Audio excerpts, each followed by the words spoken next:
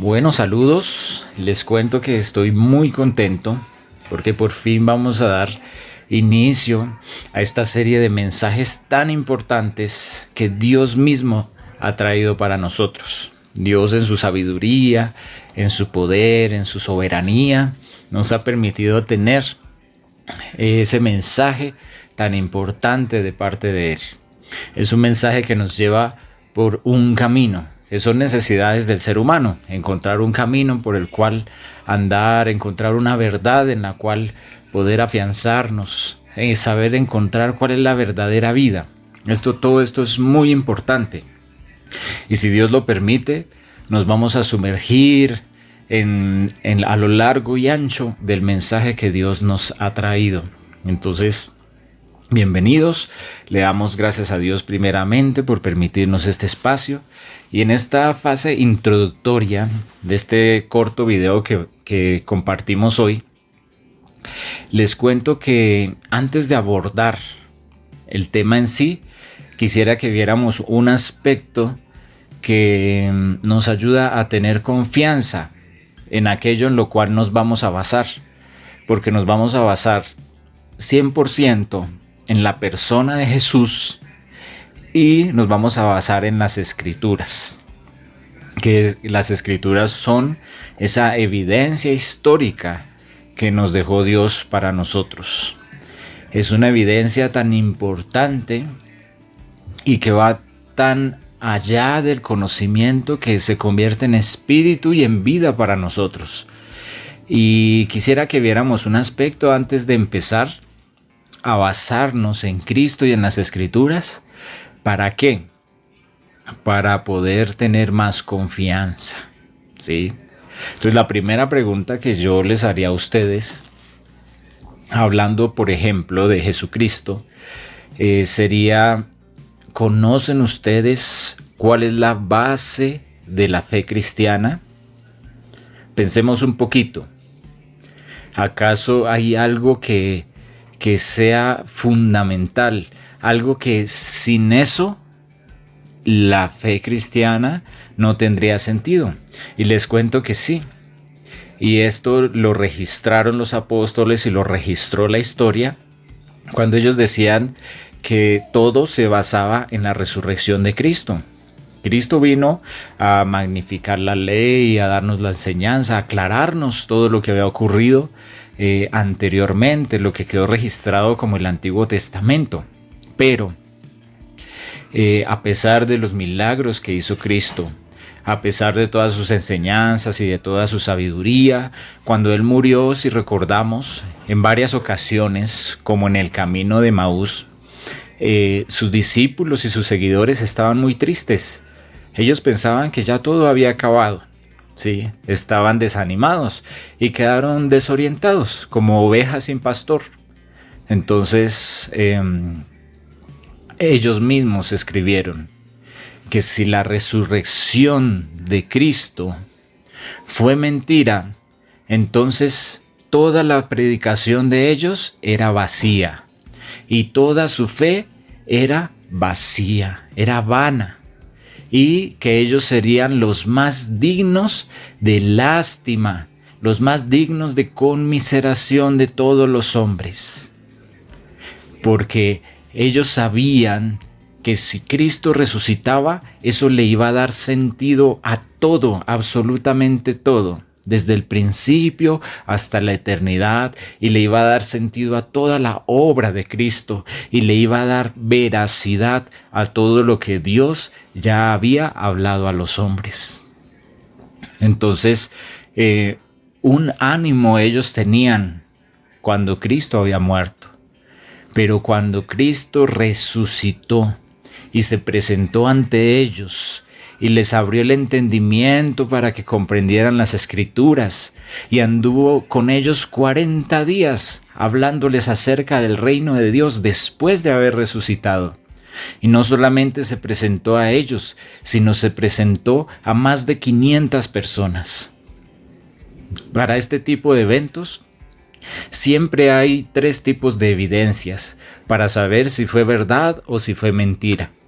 La primera evidencia es una evidencia oral, que es un testimonio que va de voz en voz y de generación en generación.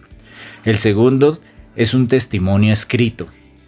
Y el tercero son evidencias científicas, evidencias arqueológicas.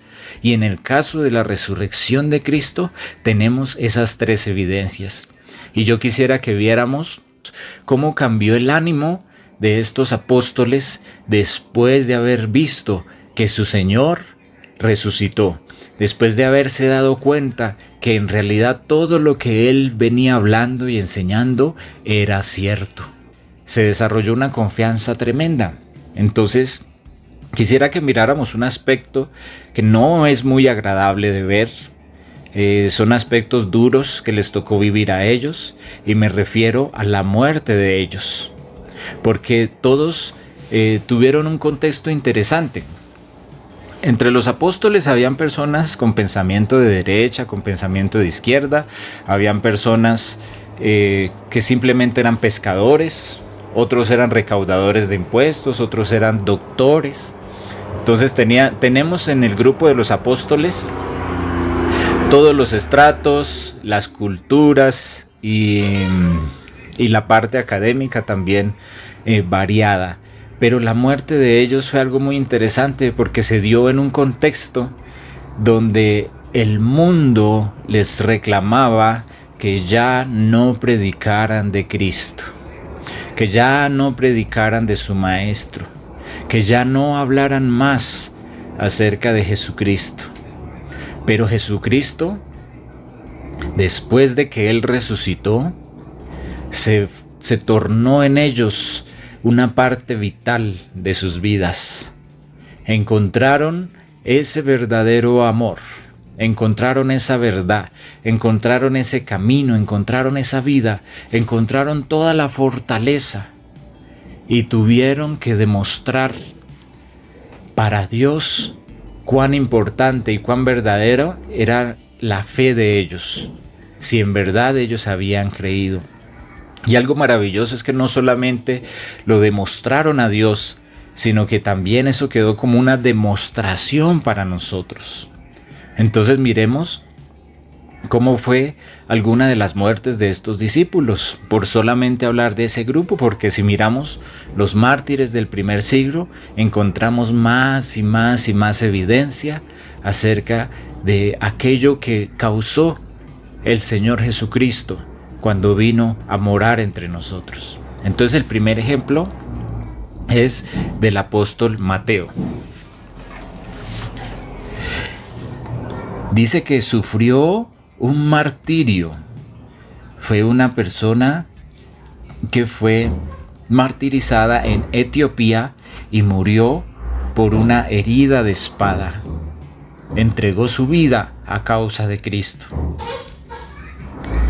Marcos fue arrastrado por las calles de Alejandría, por caballos, y luego fue jalado con ganchos hasta que murió. Santiago fue arrojado desde lo más alto del templo y luego fue muerto a golpes. ¿Cuándo? Cuando se negó a renegar de su fe en Cristo. Tremendo. Pedro fue crucificado en Roma, cabeza abajo. A él lo iban a crucificar al igual que el Señor Jesús. Y Pedro dijo, no soy digno de morir como él. Y él mismo pidió que lo crucificaran cabeza abajo. Lucas fue ahorcado en Grecia como consecuencia de una tremenda predicación a los perdidos. Jacobo fue decapitado en Jerusalén. Él fue el primero de los apóstoles en morir. Bartolomé fue martirizado por su predicación en Armenia, donde le quitaron la piel estando vivo hasta que murió. Tomás fue atravesado por una lanza en la India durante uno de sus viajes misioneros. Él estaba dedicando su vida a predicar de aquel que es real, de aquel que lo amó, de aquel que lo rescató, de aquel que con poder y gloria demostró el sentido de la vida del ser humano, y ellos encontraron el sentido de la vida y la eternidad en Cristo. Andrés fue crucificado en una cruz en forma de X en Patras, Grecia. Judas Tadeo, él fue atravesado con flechas cuando se negó a renegar de su fe en Cristo. Matías fue apedreado en Jerusalén y luego lo decapitaron. Él fue el que reemplazó a Judas Iscariote. Pablo fue torturado y decapitado por el emperador Nerón. Simón el Celote, él fue aserrado por la mitad en Rusia. Felipe fue azotado, encarcelado y luego lo crucificaron en el año 54 después de Cristo. Fue un obrero diligente, dedicado al mensaje de Cristo en Asia del Norte. Nosotros podemos apreciar en estos testimonios tan grandes una entrega total, hasta la vida misma. Y quizás alguien que se deje lavar el cerebro, por decirlo de alguna manera, uno que otro podría llegar a entregar su vida por un engaño. Pero todos estos hombres habían andado con Cristo. Ellos decían que lo que habían visto y lo que habían oído y lo que habían tocado con sus manos, eso era lo que predicaban. Predicaban la salvación del hombre. Que eso es algo que vamos a ver y puede ser una de las primeras tareas que vamos a ver en estos mensajes. Si el Evangelio significa salvación, sería que pensáramos un poco, ¿salvación de qué? ¿De qué nos estamos salvando? ¿Qué fue lo que fue tan grave para que Cristo hubiera entregado su vida? Porque si estos apóstoles que se convirtieron en mártires por causa de Cristo murieron de manera tremenda, la muerte de Cristo fue aún más dura. La muerte de Cristo aún fue más tremenda. Entonces, ¿qué fue lo que causó esa muerte? ¿Qué fue lo que causó ese sufrimiento de Cristo? ¿Cuál era la gloria que había sido puesta delante de Cristo para que Él aceptara la cruz y aceptara ese camino de tortura para poder entregar sus vidas? ¿Y qué tiene que ver con nosotros? ¿Por qué dicen que Él entregó su vida por nosotros? Entonces, estos aspectos que vimos hoy, que nos ayuden a pensar en que estos hombres habían encontrado una verdad que iba aún más allá de sus propias vidas. Y nadie entrega sus vidas por una mentira. Nadie se deja quitar la piel vivo, nadie se deja torturar por algo que fue mentira. ¿Sí? Cualquier persona desistiría ante el dolor. Cualquier persona renegaría de su fe en Cristo al no estar completamente convencida, al no estar completamente enamorada, al no estar completamente entregada a lo que Dios había dispensado para el hombre. Entonces pensemos un poquito en esto, porque la palabra del Evangelio